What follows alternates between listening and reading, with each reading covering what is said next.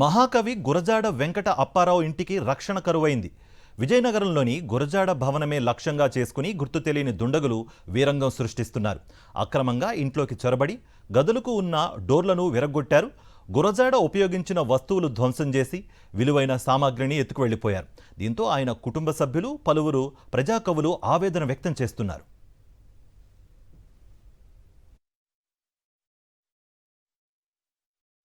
ప్రవేశించి నోటి మీద ఐరన్ ప్లేట్ అవి తీసుకుని వెళ్ళిపోయారు. తర్వాత ఇక్కడ ఉన్న మైకు అవి కూడా కంటకుండా విసిరివేయడం జరిగింది. అప్పుడు మేము అధికారులకు చెప్పి దాన్ని వాటిని తిరిగి మళ్ళీ పొందుపరచడం జరిగింది.